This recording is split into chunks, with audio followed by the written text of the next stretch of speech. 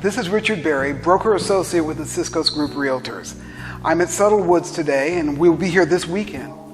There's an old saying that says, "May you live in interesting times." I think that's been fulfilled. We do live in very interesting times. What's a little surprising this time of year is usually a slowing down of the housing market. There's good deals to be had most years, but right now I think there's been some gathering of forces that make this a particularly good time to buy a home, if you can. First, let's talk about the good. Interest rates are at near historical lows. Right now, interest rates under 3% are common, and that's just an amazing interest rate historically. Historically, for home loans, interest rates have been running very long-term, close to 5-6%. More recently, more like 4% plus or minus. Usually a little bit more on the plus side. The other good thing is homes are selling very quickly. It's not unusual for a house to be on the market and back off in under a week. Average right now, according to our latest data, is 8 days. It used to be that you would expect 30 to 90 days for a home. Homes are also appreciating very rapidly. Homes in Johnson County, Kansas in the last 2 years have appreciated roughly 20%. So again, that's great if you own a home because that helps your home values. That's the good. What about the bad? One of the biggest things is that the number of available homes is as low as I've ever seen it in many, many years. And as near as I can tell, the lowest in the last 10 years. In Johnson County, there's less than 1,000 homes for sale as of the making of this video. One of the measures we use to be able to tell what the market is like is the number of months of inventory. In other words, at the present sales level, how long would it take us to work through all the available homes? A balanced market where it's neither a buyer's or seller's market is 6 months. If it's more than 6 months, then you're talking about a buyer's market because there's more homes that can easily be sold. If you're under 6 months, then that's a seller's market because there's more buyers chasing fewer houses. We are at 1.2 months of inventory right now. That goes way past a seller's market into an inventory shortage. We don't have enough homes to meet everybody's demands easily. That is the bad. I've talked about the good, I've talked about the bad. Let's talk about the ugly. The average price of a home in Johnson County is around $305,000 and going up. Johnson County does have a higher average home price than some of the other areas in Kansas City, but it's just the result of all this appreciation where the home prices have been going up and up and up. That's great if you own a home, and if you're a buyer, it's a little less great because the same home today versus a year from now, it's going to be a pretty different price. I don't have a crystal ball, but I'll give you my own intuition about what's going to happen. I don't think interest rates are going to get any lower. I mean, they might bobble around, but you won't see, unless I'm very much mistaken, anything below 2%. I think it's far more likely they're going to go up into the 3s and 4s over the next year. Especially if we start resolving some of the crises going right now, then interest rates will go up, of course, as the economy recovers. I don't believe that the appreciation in Johnson County is going to stop. It could be more or less, but it will be a continuing driving force as it has been for most of the last 30 years. What's all that mean? It means that if you're buying, this could be the best confluence of factors for you to go ahead and get your first home, or any home for that matter. Interest rates. The interest rates can be volatile, as I mentioned before. I don't have a crystal ball, like I said, but I would be surprised if they don't go up. For an average home in Johnson County, it can become pretty clear. Let's say if you got an interest rate of 2.75%, which would not be unusual in this market, then let's say if the interest rates went up to 3.5%, then your payment for the same house, everything else being equal, would go up by over $100 a month.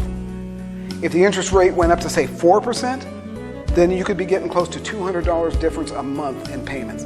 Now, the specific numbers, I'm not quoting them here because it could be dependent upon, your interest rate, how much you put down, the lender.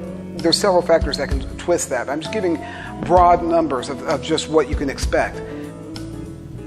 That's a concern. I do think it'll go up. The other thing is appreciation. You've heard it on investment commercials, past performance is no indication of future value. Yeah. But, yeah, and I can't promise it'll continue at this rate or continue. But I think there's enough history to say that we can expect some appreciation each year. And depending on what happens in the coming year, I don't expect it to slow down that much. It could slow down some. But by slowing down, instead of 10%, maybe it's 6%, which is still a terrific appreciation. So yeah, homes aren't going to get cheaper anytime soon. Like if you had bought a home a year ago at $300,000, this year it'd be worth $330,000. Easy. Well, let's say that continues, just so we can work with numbers. If you bought the same home that you could get $300,000 this year, and it was $330,000 a year from now because of appreciation, your payments will go up by about $200. Even if it's the same interest rate, everything else is the same percentage that you put down, all that stuff, it could go up by about $200 a month. It just means that you're going to be paying $300 a month more next year for the exact same thing you get this year. And this is why now may be your best time. My numbers are very soft. I'm just giving you an idea of how it works. The way I got my numbers, I just did some theoretical figuring using an FHA loan, which is a pretty common way of getting homes. Regardless of the specific numbers, the fact that these home payments could go up significantly over the next year is pretty universal, because I do think that the odds of that happening are more than any kind of lowering. The interest rates, I think they've bottomed out. House appreciation, you're not going to see houses go down in value with any regularity ever, but in my opinion, but particularly in this next year, with the shortage we got, supply and demand, the supply is tight, demand's high, I think you're going to still see a lot of appreciation in the homes. What does that mean to you? Now, if you're not sure if you're financially ready, if you wanted to give me a call, I have some financial people that could explain to you if you're ready. They could teach you what you might need to do to be ready. Or if you're ready now, then they could give you an idea of what you could qualify for in a house. Usually I recommend that you don't go to the max that you qualify for, so you're not eating ramen for a couple of years. But it'll tell you what you can look for. I do think now's the time to strike. Very, very much.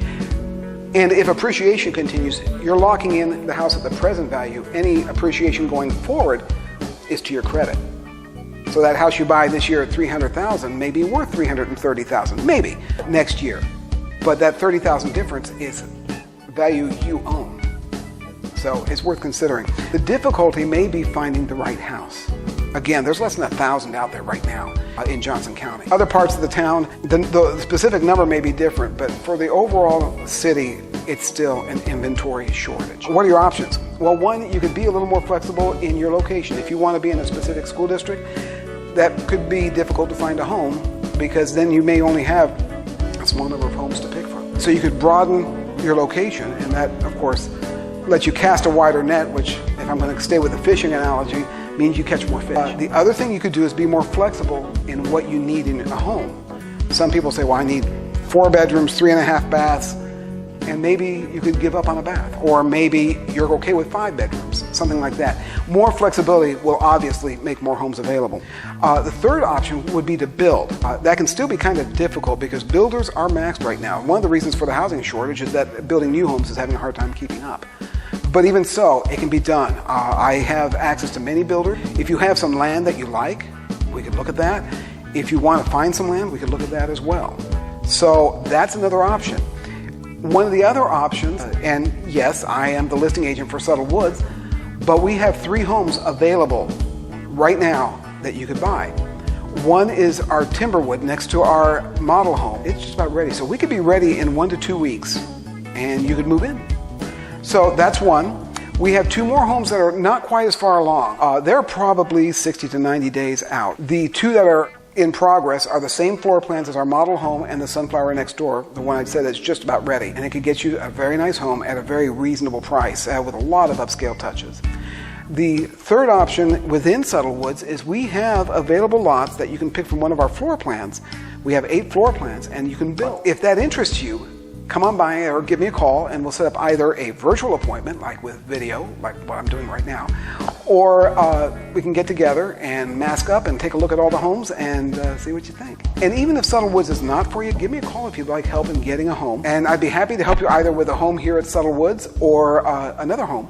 And look forward to talking to you soon. Count on me just like 1, 2, 1, 2, 3. You can count on me. You can count on me. You can count on me.